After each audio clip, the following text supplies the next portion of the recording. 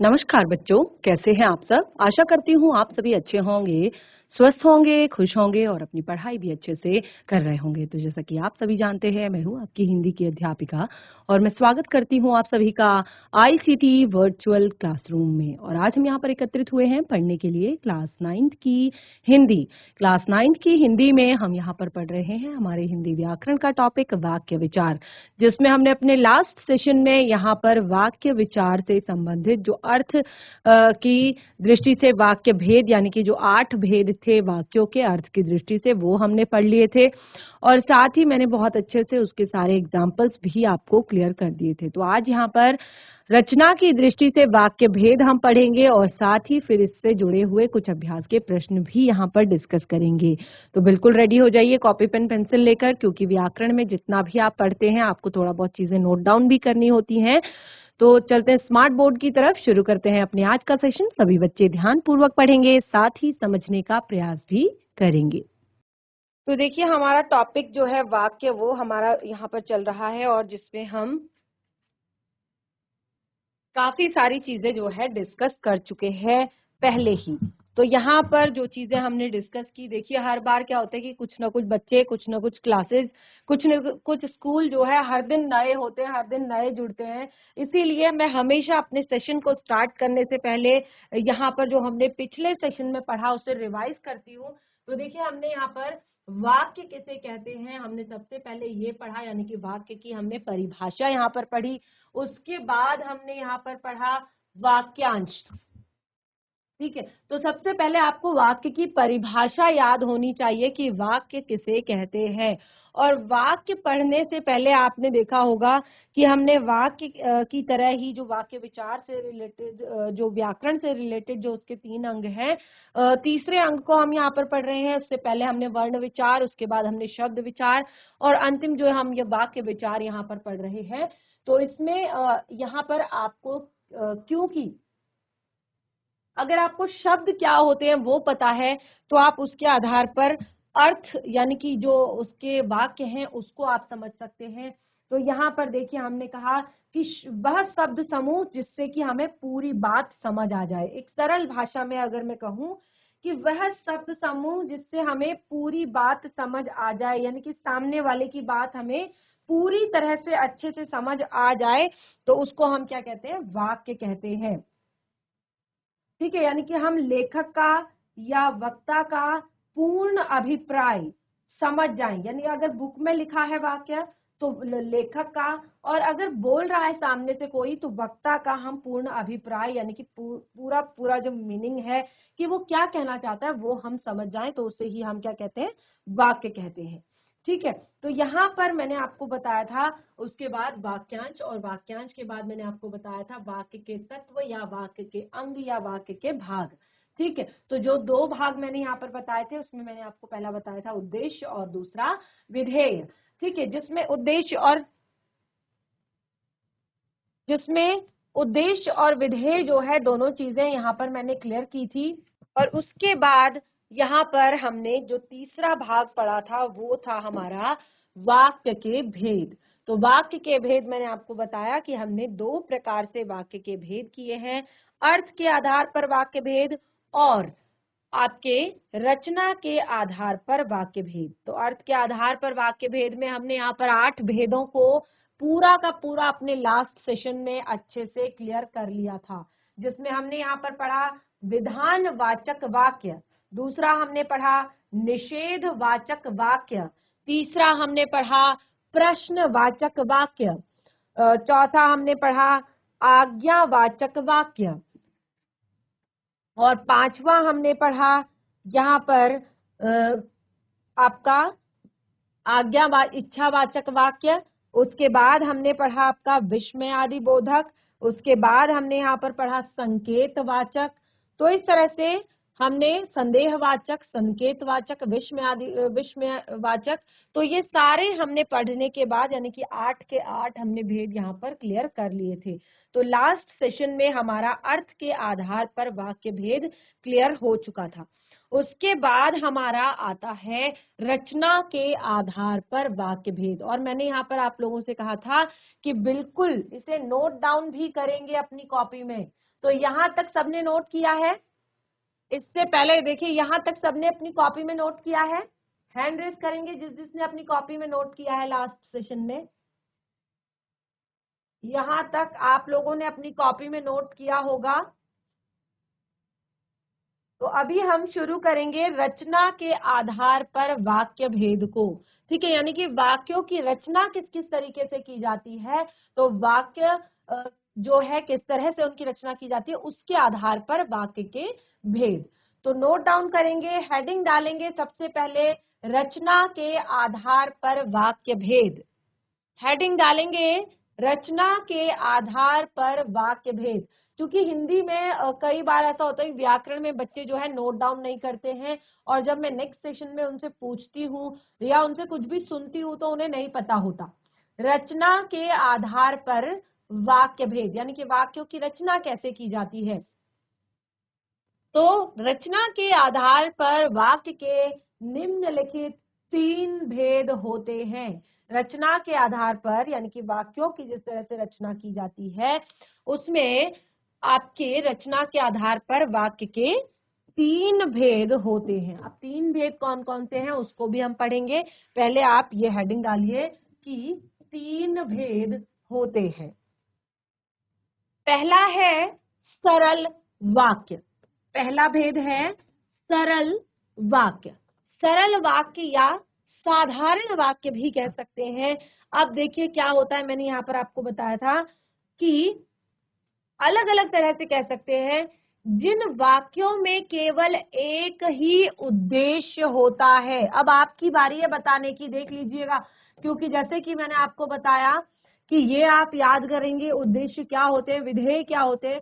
अब सरल वाक्य आप कैसे बता पाएंगे जब तक आपको ये नहीं पता। मैंने कहा जिन वाक्यों में एक ही उद्देश्य और एक ही विधेय होता है सरल या साधारण वाक्य कहते हैं। जिन वाक्यों में एक ही एक तरह से उद्देश्य होता है और एक ही विधेय होता है सरल वाक्य कहलाते हैं। ठीक है, तो एक तरह से आप इस तरह से लिख सकते हैं।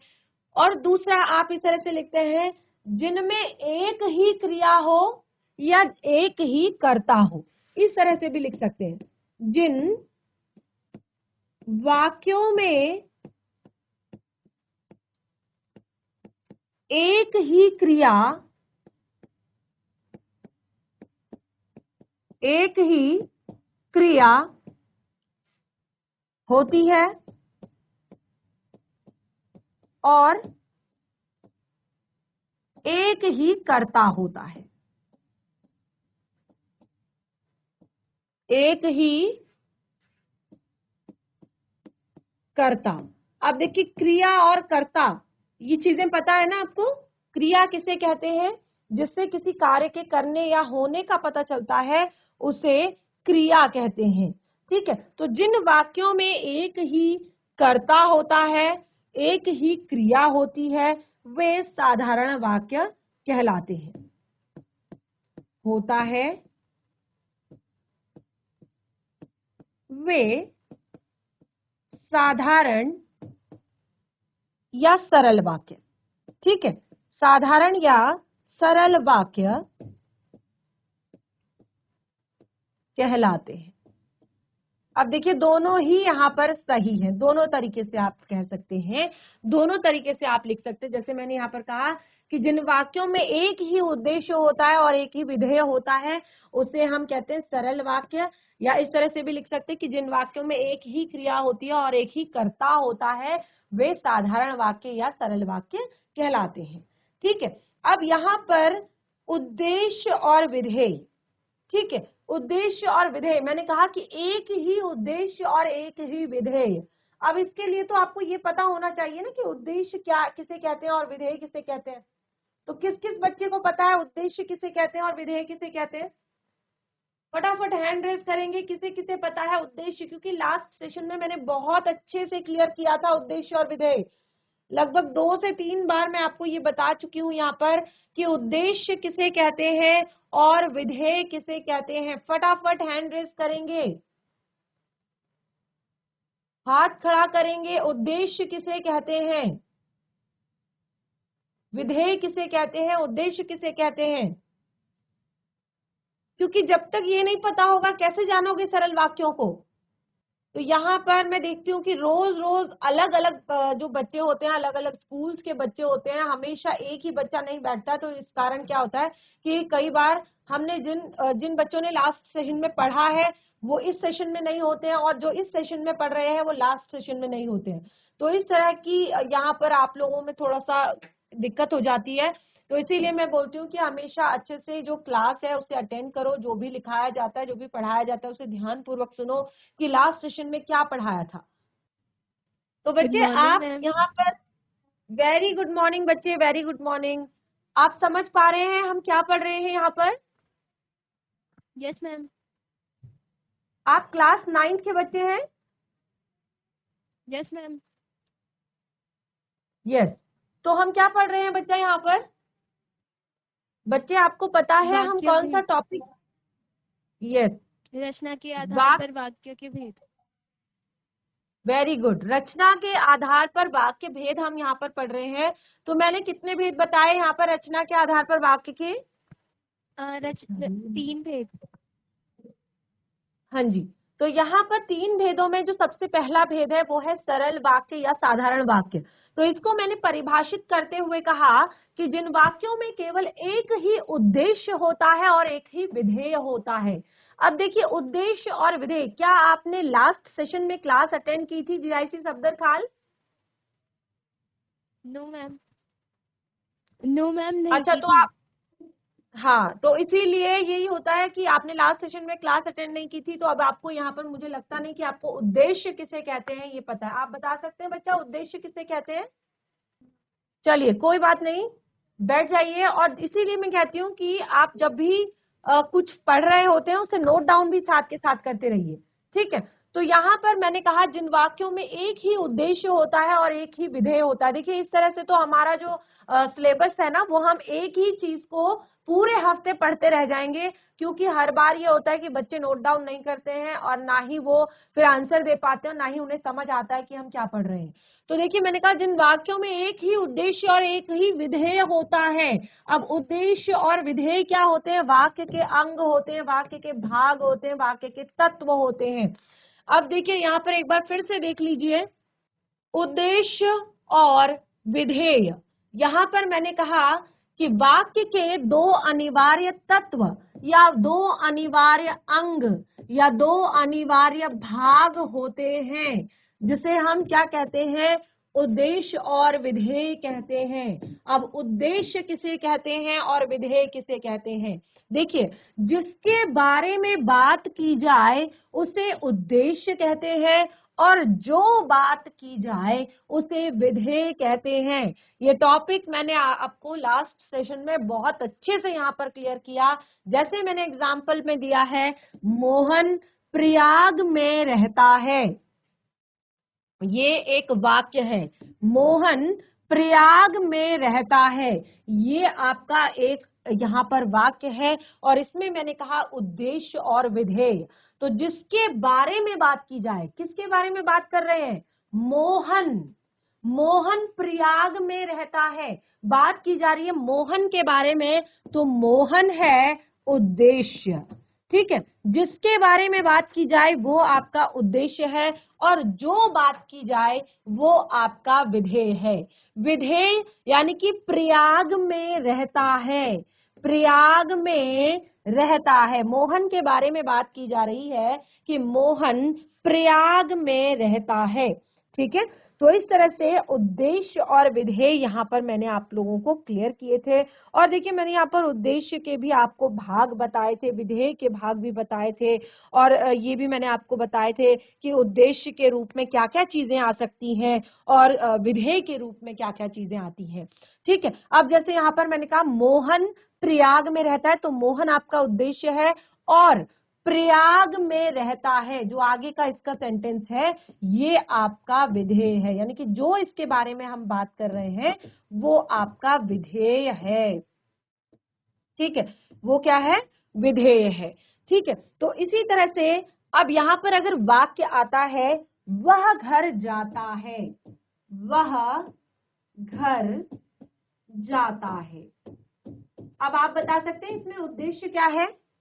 वह घर जाता है, बता सकते हैं उद्देश्य क्या है इसमें? वह घर जाता है। तो यहां पर देखिए वह जो है क्या है जिसके बारे में हम बात करें, लेकिन क्या है? सर्वनाम है। ठीक है, वह क्या है? सर्वनाम है। तो यहां पर यही आपका उद्देश्य है।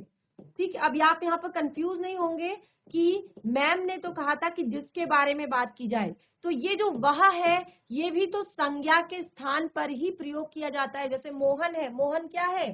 संज्ञा है। तो ये उद्देश्य जो है, उद्देश्य के अंतर्गत क्या क्या चीजें आती है? उद्देश्य के रूप में हम किन किन चीजों को लिखते हैं? उद्देश्य के रूप में हम लिखते हैं संज्ञा को, सर्वनाम को, विशेषण को, क्रिया विशेषण को, और आदि कोई भी वाक्यांश भी हो सकता है, वो सारी चीजें हमारी उद्देश्य होती है। ठीक है, जैसे मैंने कहा कि वह घर जाता है, वह घर जाता है में हम उसके बारे में बात कर रहे हैं, इसीलिए जो वह शब्द है वो आपका उद्देश्य है, लेकिन कैसा उद्देश्य है? सर्वनाम है। ठीक है, घर जाता है वो विधेय है। और इसी तरह से अगर मैं विशेषण की बात करूं, मैंने कहा उद्देश्य के रूप में हम विशेषण को भी लिख सकते हैं, तो ये भी मैंने यहां पर आपको क्लियर किया था कि उद्देश्य के रूप में हम विशेषण को कैसे लिखेंगे। अब देखिए यहां पर मैं एक वाक्य लिखती हूं, यही इसी तरह सेम एग्जाम्पल दिए थे मैंने, क्योंकि ताकि आप लोगों को कंफ्यूजन ना हो। बुद्धिमान सदा सच बोलते हैं, बुद्धिमान सदा सच बोलते हैं। अब देखिए हमने कहा कि वाक्य में हमें उद्देश्य और विधेय अलग अलग करना है, और वाक्य दे दिया बुद्धिमान सदा सच बोलते हैं। एक हमने कहा कि जो उद्देश्य है उसके अंतर्गत आते हैं संज्ञा भी आ सकती है, सर्वनाम भी आ सकता है, विशेषण भी आ सकता है, क्रिया विशेषण भी आ सकता है। ठीक है, तो अब मैंने जैसे बताया कि बुद्धिमान सदा सच बोलते हैं, ये आपके एग्जाम में आ गया प्रश्न, और मैंने कहा इसमें से आप उद्देश्य और विधेय अलग अलग कीजिए। तो चलिए यहाँ पर अब कौन सा आपका शब्द उद्देश्य है और कौन सा आपका शब्द विधेय है, सबसे पहले अपनी नोटबुक में अलग अलग लिखिए, फटाफट लिखिए उद्देश्य क्या है और विधेय क्या है। फटाफट नोटबुक में लिखिए उद्देश्य क्या है और विधेय क्या है इस सेंटेंस में। यस बोलिए बच्चा, माइक ऑन कीजिए। मैम बुद्धिमान उद्धे है क्योंकि वो उपदेश है, क्योंकि वो विशेषण है, और सदा सच बोलते हैं विधेय है। वेरी गुड, बहुत अच्छे।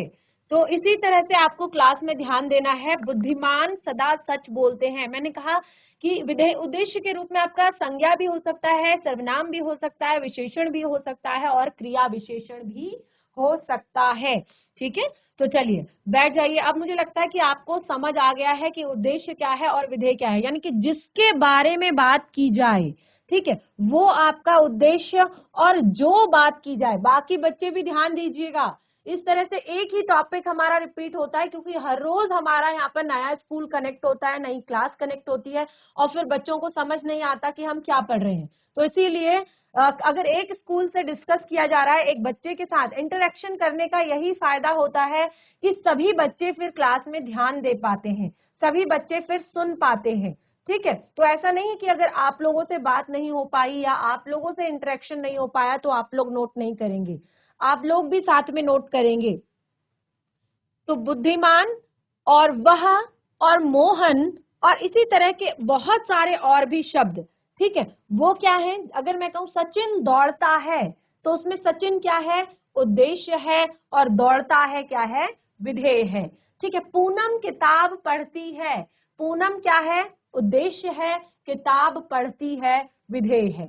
अब देखिए हम वापस चलते हैं रचना के आधार पर शब्द भेदों में। क्लियर हुआ सभी को उद्देश्य और विधेय? एक बार हैंड रेज करेंगे, हाथ खड़ा करेंगे, उद्देश्य और विधेय क्लियर हुआ सभी को? Yes, good, very good. इसी तरह से इंटरेक्शन अगर क्लास में करेंगे, जो हम पढ़ रहे हैं उसको समझेंगे, कोई डाउट होता है उसे क्लियर करेंगे, तभी आपको अच्छे से चीजें समझ आएंगी। तो अब हम पढ़ रहे थे सरल वाक्य या साधारण वाक्य।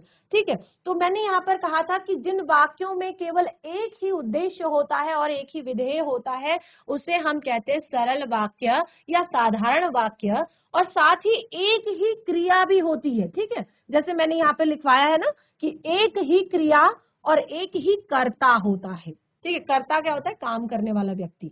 ठीक है, जैसे हमने कहा पूनम किताब पढ़ती है, तो पूनम क्या है? कर्ता है। और सचिन दौड़ता है, तो सचिन क्या है? आपका कर्ता है। एक ही क्रिया और एक ही आपका कर्ता, तो उन्हें हम कहते हैं सरल वाक्य। नोट कर लिया सबने? ये दोनों परिभाषाएं नोट कर ली सबने? तो उदाहरण भी नोट कीजिए, एग्जाम्पल नोट कीजिए। मुकेश पढ़ता है, मुकेश पढ़ता है, बिल्कुल क्लियर, बिल्कुल सरल। मुकेश जिसमें उद्देश्य है, पढ़ता है जिसमें विधेय है, यानी कि केवल एक उद्देश्य एक विधेय। और सरल रूप में यहां पर कहें तो जो मैंने दूसरा लिखवाया है, एक ही क्रिया और एक ही कर्ता, यानी कि मुकेश जो है कर्ता है और क्रिया क्या है? पढ़ता है। दूसरा उदाहरण दिया है, राकेश ने भोजन किया। दूसरा एग्जाम्पल देखिए, राकेश ने भोजन किया, दिखाई दे रहा है सभी को? राकेश ने भोजन किया, ये दूसरा एग्जाम्पल है, दूसरा उदाहरण है।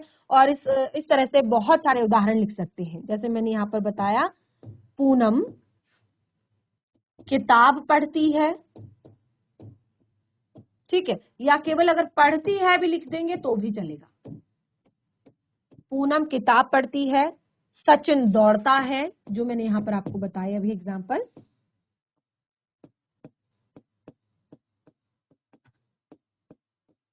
ठीक है, ये सारी चीजें आप एग्जाम्पल के तौर पर, उदाहरण के तौर पर लिख सकते हैं। तो ये हमें यहाँ पर क्लियर हो गया, सरल वाक्य, साधारण वाक्य बिल्कुल हमें यहाँ पर क्लियर हुए कि जिनमें एक जो क्रिया है और एक ही करता है।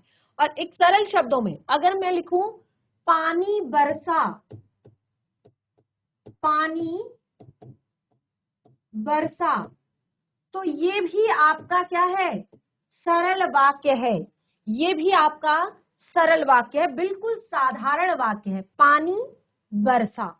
ठीक है, और इसी तरह से बिजली चमकती है। बहुत सारे उदाहरण लिख सकते हैं आप इसमें। तो एक से दो उदाहरण आप यहाँ पर लिखिए, यहाँ से देख के, बाकी आप घर पर जब इसको रिवाइज करेंगे तब आप खुद से इसमें लिख सकते हैं। ठीक है, क्लियर हुआ सभी को? क्लियर हुआ सरल वाक्य? समझ आया? जिन वाक्यों में एक उद्देश्य एक विधेय, या अर्थात कह सकते हैं कि एक कर्ता और एक ही क्रिया होती है, साधारण वाक्य या सरल वाक्य कहलाते हैं।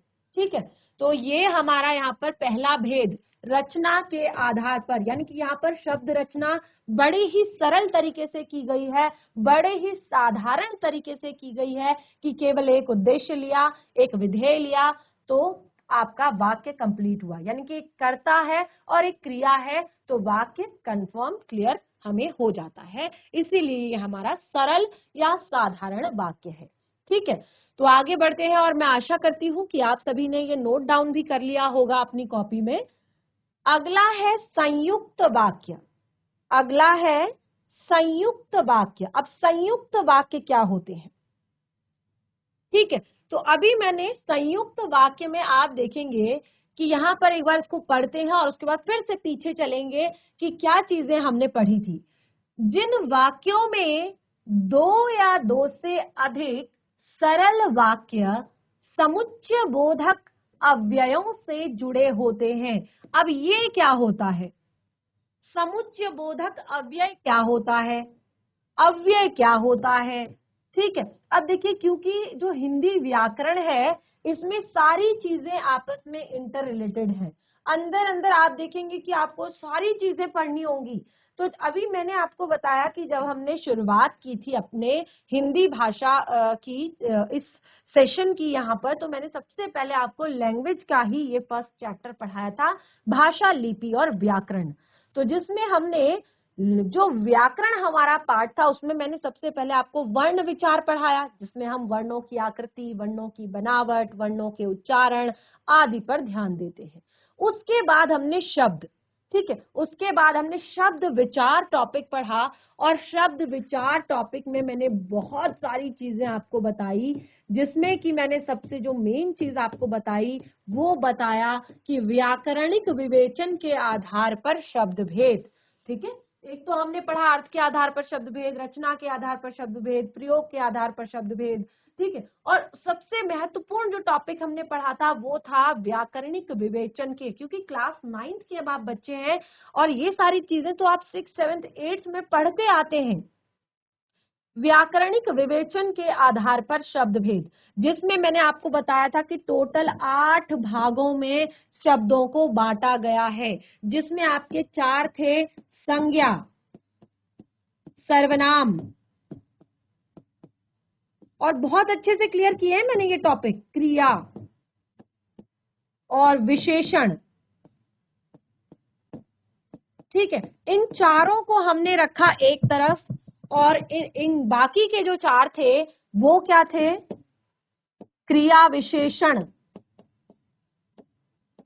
और ये मैंने आपको बहुत अच्छे से कराया है, क्रिया विशेषण। दूसरा अगला था हमारा संबंध बोधक, ठीक है। उसके बाद था समुच्चय बोधक,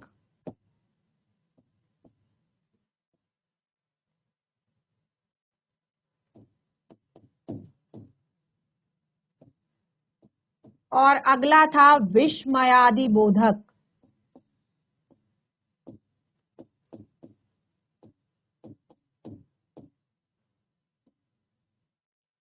अगला था विस्मयादि बोधक।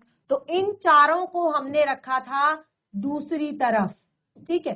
तो 8 जो हमने पूरे व्याकरणिक विवेचन के आधार पर शब्दों को बांटा था, जिसमें हमने 4 को रखा एक तरफ और 4 को रखा एक तरफ, और इनको हमने किस आधार पर बांटा, इनको हमने किस आधार पर बांटा, इनको हमने बांटा कि इनमें जो परिवर्तन आ जाते हैं, किसके आधार पर, लिंग, वचन, पुरुष के आधार पर जो इनमें चेंजेस आ जाते हैं, उसके आधार पर हमने इसको अलग अलग बांटा था। तो जो हमारे ये 4 शब्द थे, ये 4 थे हमारे विकारी, ये क्या थे हमारे विकारी शब्द, ठीक है, और 4 थे हमारे अविकारी। इस तरफ के जो शब्द थे संज्ञा, सर्वनाम, क्रिया, विशेषण, ये हमारे थे विकारी, और जो इस तरफ के हमारे शब्द है क्रिया विशेषण, संबंध बोधक, समुच्चय बोधक, विस्मयादि बोधक, ये हमारे थे अविकारी। और अविकारी शब्दों को ही अव्यय शब्द कहा जाता है, ये मैंने आपको बताया था। अविकारी यानी कि जिनमें कोई विकार ना आए, जिनमें कोई परिवर्तन ना आए, जिनमें कोई चेंज ना आए लिंग, वचन, पुरुष के अनुसार, और इसीलिए इन्हें अव्यय शब्द कहा जाता है। अविकारी को ही अव्यय शब्द कहा जाता है। अव्यय यानी कि जिसका कुछ भी व्यय ना हो, जिसका कुछ भी खर्च ना हो, ठीक है। तो इस तरह से यहाँ पर अव्यय शब्द हमने पढ़े थे, और उन्हीं अव्यय शब्दों में एक आता है क्रिया विशेषण, एक आता है संबंध बोधक, एक आता है विस्मयादि समुच्चय बोधक, और एक आता है विस्मयादि बोधक। तो क्रिया विशेषण जो क्रिया की विशेषता बताते हैं उन्हें क्रिया विशेषण, जो वाक्यों के बीच आपस में संबंध को बताते हैं उन्हें संबंध बोधक, और जो क्या करते हैं, एक तरह से वाक्यों को आपस में जोड़ने का काम करते हैं उन्हें समुच्चय बोधक, जो विस्मय प्रकट करते हैं उन्हें विस्मयादि बोधक, ठीक है। तो हमने यहाँ पर कहा जिन वाक्यों में 2 या 2 से अधिक सरल वाक्य हों और वो समुच्चय बोधक अव्ययों से जुड़े हुए हों, उन्हें संयुक्त वाक्य कहते हैं, उन्हें संयुक्त वाक्य कहते हैं। जैसे वह सुबह गया और शाम को लौट आया, वह सुबह गया और शाम को लौट आया। तो और शब्द को आप यहां पर देख रहे हैं, क्या है यहां पर, और शब्द से ये जुड़ा हुआ है, तो और शब्द क्या है आपका, समुच्चय बोधक शब्द है, ठीक है। तो यहाँ पर इनको आप कह सकते हैं योजक शब्द भी कह सकते हैं, और इसमें और, एवं, तथा, या, अथवा, इसीलिए, अतः, फिर भी, तो, नहीं तो, किंतु, परंतु, लेकिन, पर आदि शब्द जुड़े होते हैं, जिनसे वो सभी आपके संयुक्त वाक्य होते हैं। ठीक है, तो इसको हम आगे कंफर्म करेंगे, क्लियर करेंगे, अच्छे से पढ़ेंगे। तो आज हमने यहाँ पर रचना के आधार पर शब्द जो वाक्य के भेद हैं, उसमें हमने पहला भेद तो बहुत अच्छे से क्लियर कर लिया, यानी कि सरल वाक्य और साधारण वाक्य को हमने बहुत अच्छे से पढ़ा। दूसरा है हमारा संयुक्त वाक्य, और उसके बाद जो हमारा है तीसरा, वो है मिश्र वाक्य। तो अब हमें यहाँ पर संयुक्त वाक्य पढ़ना है, तो इसीलिए जैसे कि मैंने आपको बताया कि इसमें काफी सारे जैसे शब्द हैं, जैसे समुच्चय बोधक।